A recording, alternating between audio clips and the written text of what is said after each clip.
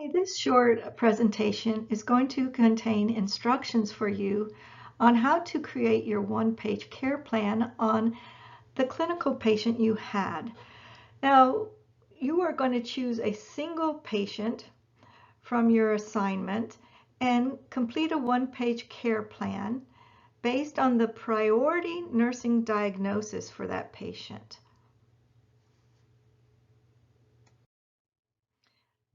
We see here the template for the one-page care plan. Notice at the top we have boxes supplied for your abnormal assessment findings.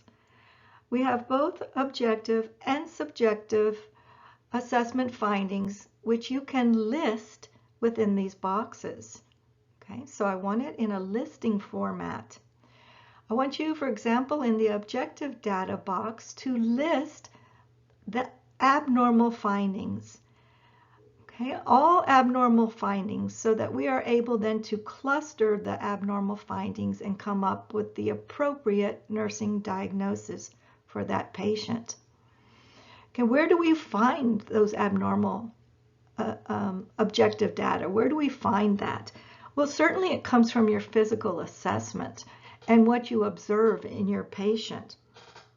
And then also it comes from the chart.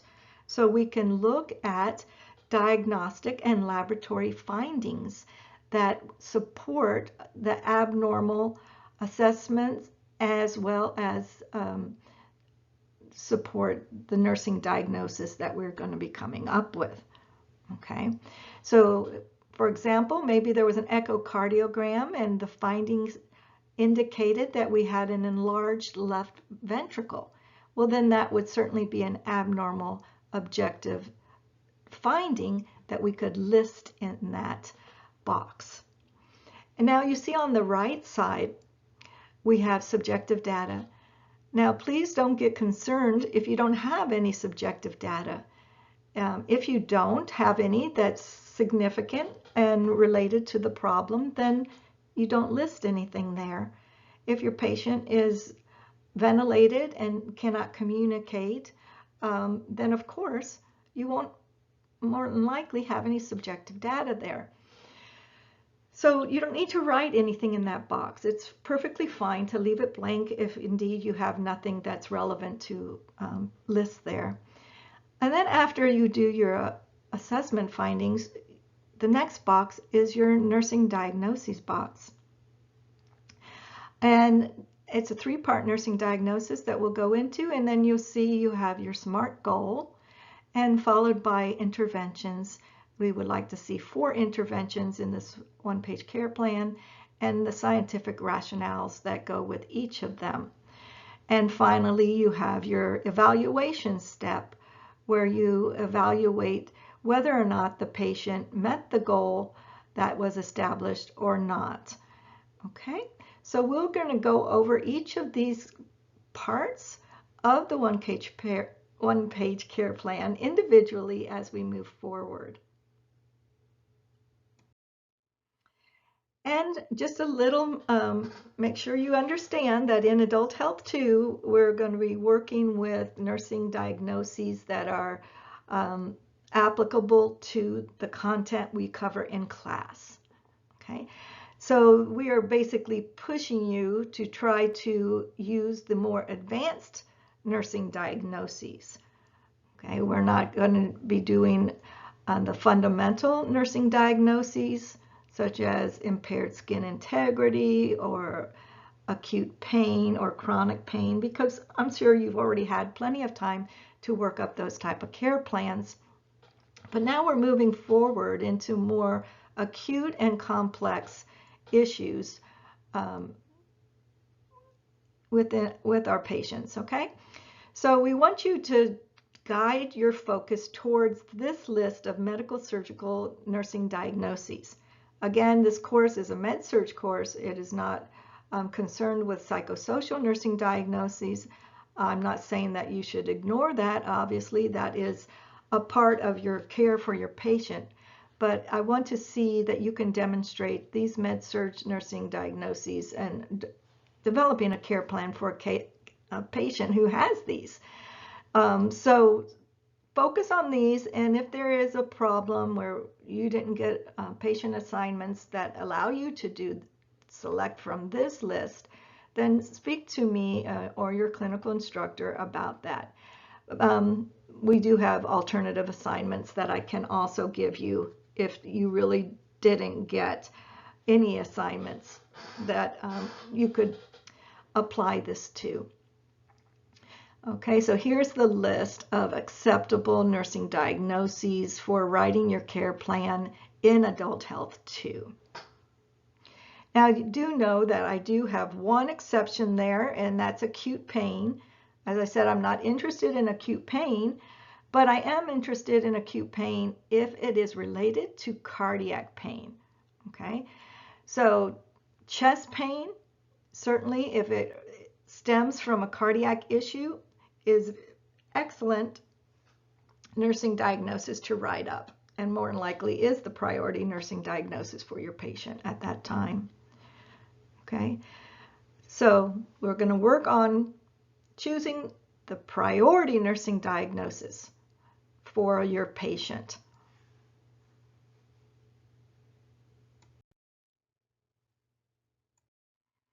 So let's look a little closer at our patient assessment data. We talked about where you can find this data already. Okay, we're going to concentrate on the objective data on the left side of our screen here. And I just want to mention a few things to guide you here. We only want to put assessment findings in this box. Okay, we don't write things like the patient has a trach. That is not an assessment finding. Okay. Now, if there are copious secretions related to the trach, then that would be something that could be listed here. The copious secretions, the color, the thickness, all of that can be listed as an assessment finding.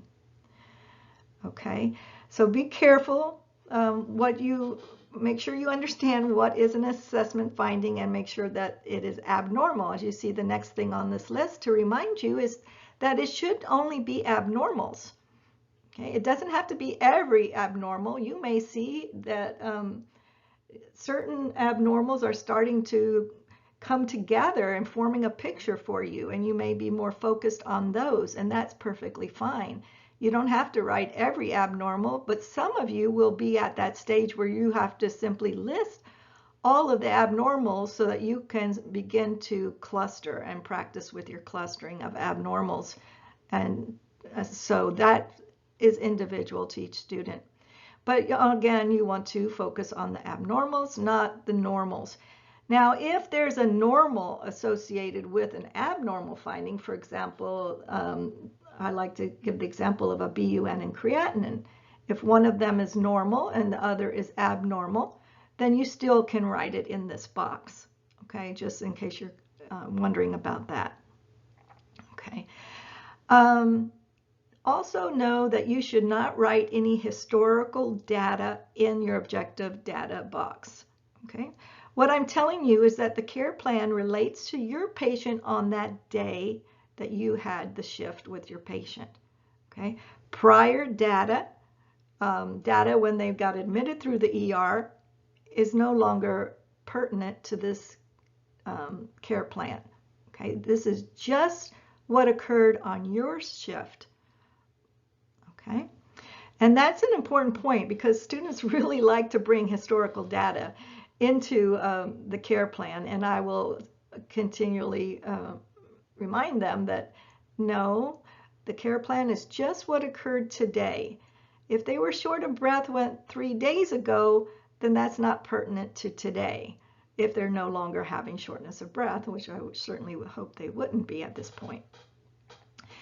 There are no medical diagnoses should be used because, for example, some students will write as an assessment finding hypertension. Well, hypertension is a medical diagnosis, okay? It is not an assessment finding. An assessment finding might be an elevated blood pressure, but then you would simply have to write what was the systolic and diastolic pressures. Okay, that would be your assessment finding, would be the actual blood pressure reading. Vital signs do belong here if they're abnormal, but steer clear of any medical diagnoses. Okay, also know that you should be specific when you're listing your assessment findings. Okay, so we want to be specific, not generalized, but I want to know individually, specifically for that patient, what was it? Okay, well, I'll give an example here, bibasilar crackles. Okay, it's not sufficient to say the patient had crackles. Well, where were the crackles? Were they throughout the lung fields, or were they simply and only at the bases on both sides? So that's important to know. It makes a big difference in your patient's condition. Here's another example of being specific. The O2 saturation, 95% on 2 liters nasal cannula. Okay, so that's specific because we have not only a number, a percentage, I should say, for the oxygen saturation, but we say what the reading was taken when the patient was on 2 liters of nasal cannula oxygen. And another way would be to say, oh, the patient's O2 sat is 92% on room air. Okay, that certainly would be abnormal too, because that's how we can be specific with your assessment findings. Also, I'd like you to write an H for high or an L for low to indicate abnormal values. I know what's abnormal, but the whole point of this is making sure you learn what is abnormal. What are the high and low values? So I'd like you to indicate to me by putting in parentheses and capital H or capital L to indicate that you realize that that is high.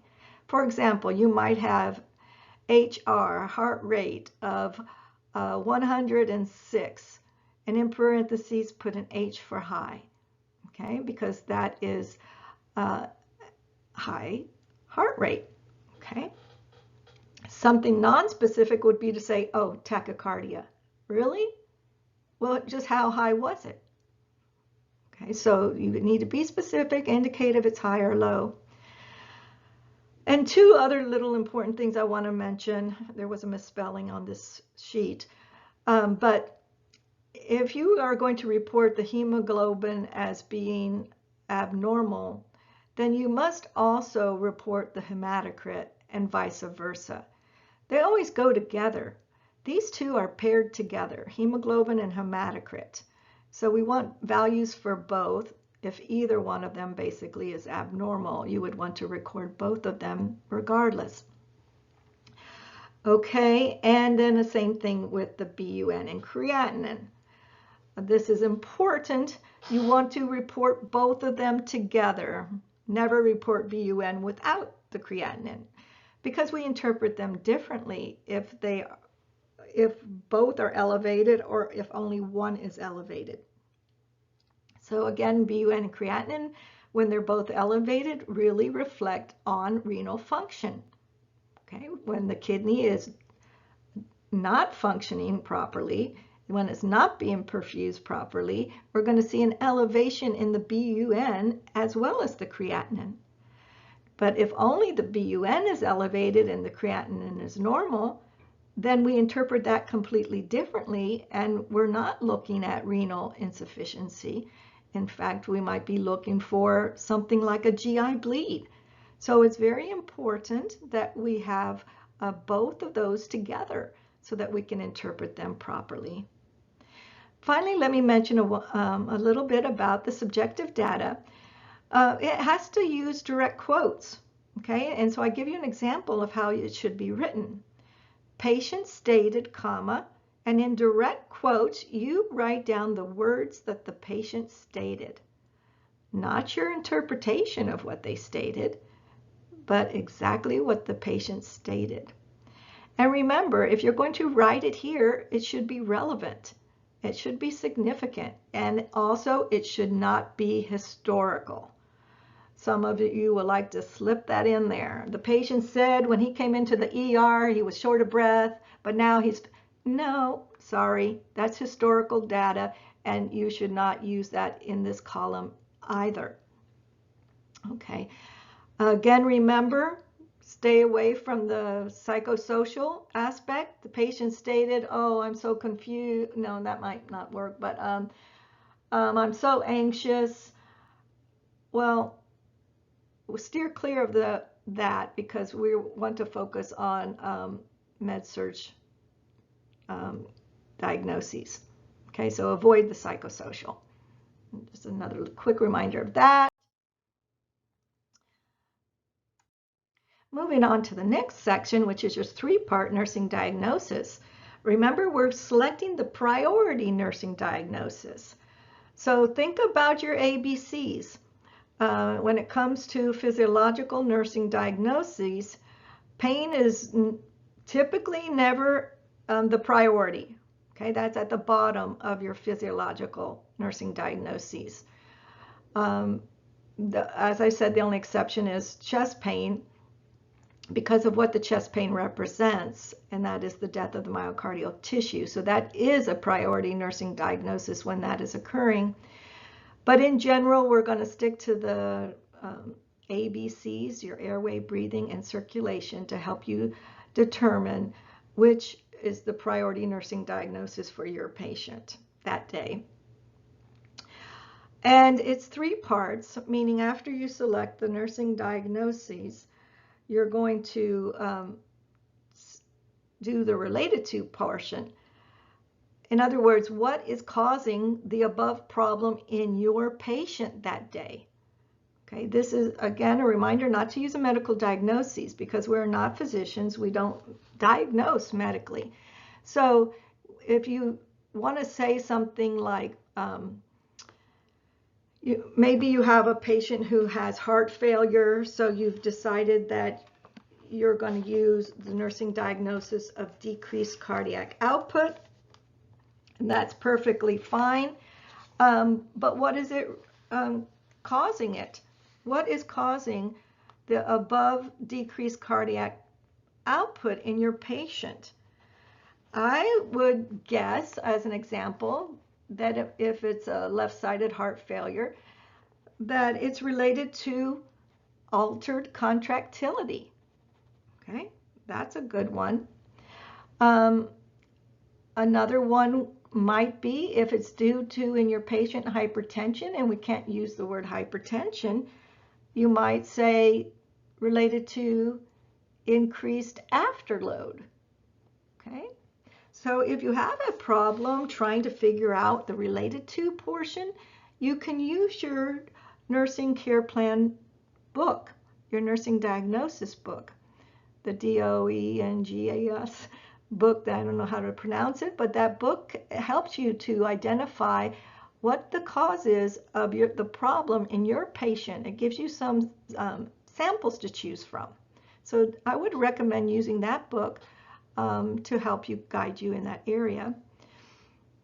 And then the third part of your nursing diagnosis would be listed as evidenced by. And this is simple. This comes from your assessment findings in the boxes above.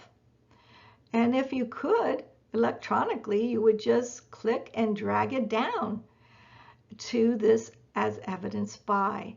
And here you're going to be listing them as well. There's going to be a comma in between all the assessment findings that you think support your nursing diagnosis.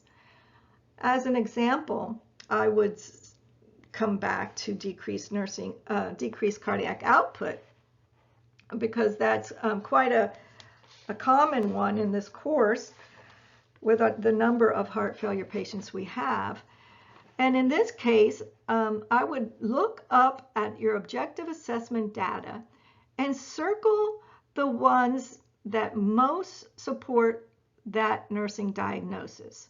For example, if you have a BNP that is 3,000, which is high, that really would support the fact that the left ventricle is overstretched. And so that should be listed there. BNP, 3,000, high, comma. Okay, how about something else that you might find up there? SOB, shortness of breath. Oh, does that support decreased cardiac output? Absolutely, that's what happens. They become short of breath. So drag that down, SOB, comma. How about diminished pulse? You see that you have a radial pulse 1+, weak. Okay, bring that down. That supports decreased cardiac output. How about, oh, I love this one for decreased cardiac output, crackles, bibasilar crackles. Drag it down because that's perfect evidence that this is indeed the problem with your patient. Okay, so there I would like you to have maybe like 4 data listed there as evidence. Now I understand sometimes you won't be able to get just to get 4. Maybe you had a tough assignment and you only could come up with a nursing diagnosis and only had evidence of 2 abnormal assessment findings. And that can happen, and that's okay. But if you have a good patient, you could have at least 4, even perhaps more. Another good one here would be, for decreased cardiac output, would be an ejection fraction. If you had an ejection fraction of 15% up in your objective data box, we'll bring that down because that supports it perfectly that you have decreased cardiac output. So you see how that works there. And bring it down exactly as you have it listed in your objective assessment data. That means specific, okay? Don't all of a sudden change it back to something really vague when you have something already very specific that's individualized to your patient.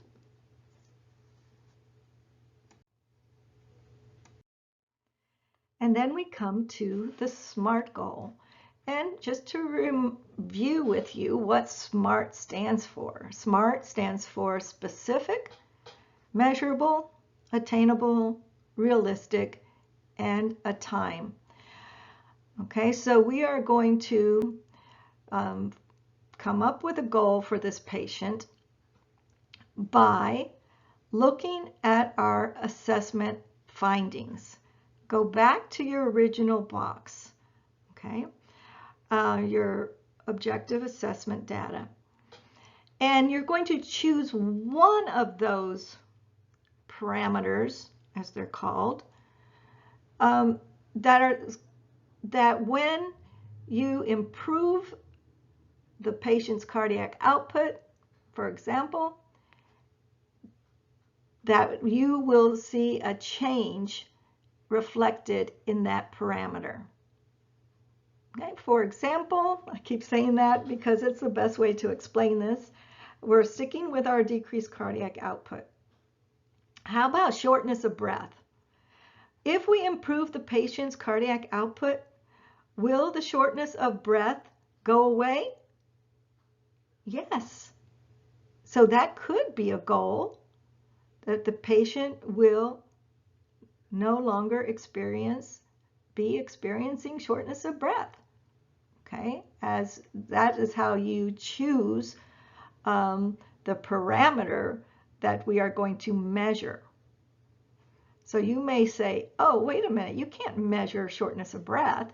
Well, yes, you can. You can say, yes, it's there, or no, it's not there.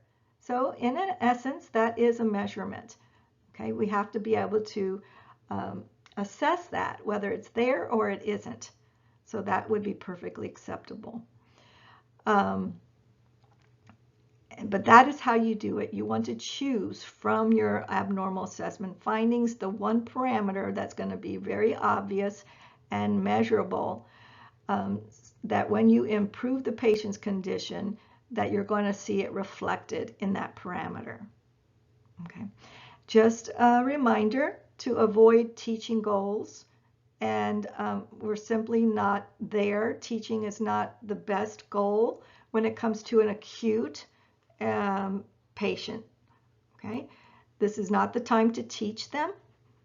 They are struggling with a physiological problem, so we want to address that and make that our goal. Also, we do not want to choose, oh, our goal is when the patient is going to tell me that he no longer feels short of breath. Really? Are you going to wait to say whether or not your goal is reached if the patient states something? Okay, I hope that you can do better than that as a nurse. You should be able to tell with your assessments whether or not the patient is meeting the goals without waiting. What if he isn't experiencing any shortness of breath, but he never says it? So that wouldn't be a good goal at all. Okay. All right. And again, a verbal statement coming from the patient is hardly going to be appropriate for these acute and advanced nursing diagnoses. And of course, you can put your time interval when you would expect to see that goal reached. Not so picky about that, but in general, if your patient is in an acute episode of any type, you're probably going to want to resolve it within a number of hours at least, okay, to improve his breathing. It would be a shorter time interval than if you are waiting for something else to occur. So certainly you could, if you're waiting for edema to resolve, for example, as your goal, then it can be by end of shift. Okay, so we're just going to think about short-term goals in this section here. Okay, the next section involves our interventions and rationales. I expect you to have 4 interventions. You don't need to do any more than that because it is just a single page. And I don't want it to run into 4 pages or 2 pages or longer. So just stick to 4 interventions, that's adequate. And in this Adult Health 2 course, I want you to use medications as interventions. Okay, and I like to have at least 2 of the interventions be medications. Okay, the administration of the medications. And it could be even 3 if you wanted to, but a minimum of 2. Okay, so when you list your medication that the patient is taking, because continuing on with our example of decreased cardiac output, that medication is given to the patient to improve cardiac output. So if you can list a medication there that is given to improve the cardiac output, and then explain in the rationales how that medication improves the patient's cardiac output, that is exactly what I want to see. Because now you're relating it back, always relate it back to the nursing diagnosis, for example, decreased cardiac output. So the rationales should link it all together. When you do list an intervention, administer Lasix, 40 milligrams, IV push, whatever, it's important for you to also include frequency and dosage. You see, one-time stat. Okay, whatever the medication is, include the frequency. Do you giving it twice a day? BID? How often are we giving it? And what is the dosage? This is also very important to know. And it individualizes your care plan to your patient. Okay. And if you want to use oxygen as an intervention, that's perfectly fine. But don't just say administer supplemental oxygen therapy. You see, that's a generic response. That doesn't tell me what your patient was on. So it's important that you are specific here. Is your patient on 2 liters nasal cannula? If so, state it. If he's on a high flow oxygen mask, whatever, you have to be specific here. It's a big difference. And then explain how that oxygen addresses the problem. Okay. Do not, when you're writing medications, do not write, or any order for that matter, that you are using as an intervention. Do not write as prescribed. Okay. That doesn't tell me anything. That's super vague because I don't know what was prescribed. So you have to list that for me. Okay. I guess I already said that. So there you go. You can easily come up with 4 interventions for your patients who have these very serious nursing diagnoses. Okay. Now, the last step in this process is evaluation. And that's quite simple, where you're actually given permission to write a sentence fragment. All right, the sentence fragment is either going to be goal met, period, or goal not met, period. All right, so there's only 2 choices there, no partial anything. Either it was met or it wasn't. And there's no lesser grade if the goal was not met. So we can just be forthright with that. So how do we look at the goal, and then we determine if we met that goal. And then we write or summarize the patient progress toward the goal. For example, if I said my goal was that the patient will have lungs that are clear to auscultation by end of shift. Okay. Maybe it's not the best goal, but this is my example. And the patient had heart failure. He had crackles initially in his assessment. And then I can say at 4 o'clock, I auscultate his lungs. I hear no crackles. I would say goal met. The patient's lungs were clear to auscultation at 4 p.m. There you go. It's that simple and that direct. So to summarize, or let's state a simple synopsis of the care plan. We're going to begin with collecting and reviewing the patient data or assessment data. And typically the information is going to be found in the vital signs, your physical assessment, and also your chart with diagnostic and laboratory results. Okay. You're going to cluster the abnormals that are going to then reveal a priority nursing diagnosis. Okay. You're going to choose the nursing diagnosis that best fits the patient data that you've collected. The diagnostic process is individualized by identifying the related to part of the nursing diagnosis, as well as the defining characteristics which the patient has identified in the assessment process. Okay.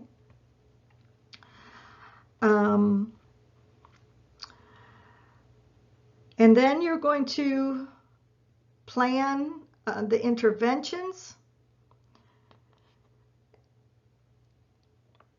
And of course, those interventions need to meet the goal and to resolve the nursing diagnosis. So you're going to choose those interventions which are pertinent to the patient and they're consistent with the medical orders you received that day.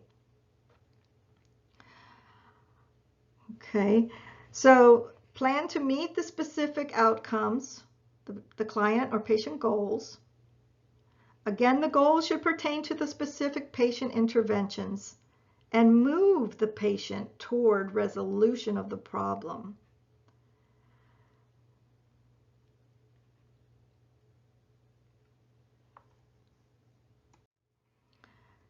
You can use both independent and collaborative nursing interventions, which would achieve the outcome and resolve the nursing diagnosis.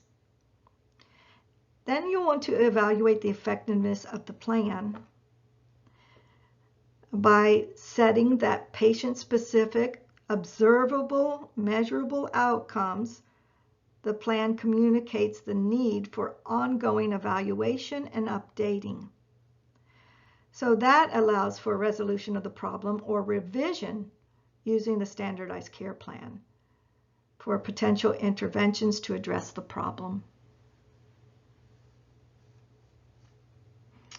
When you complete your care plan, you'll turn it in the following week's clinical early in the morning, and I'll grade them throughout the day and give them back to you in post-conference.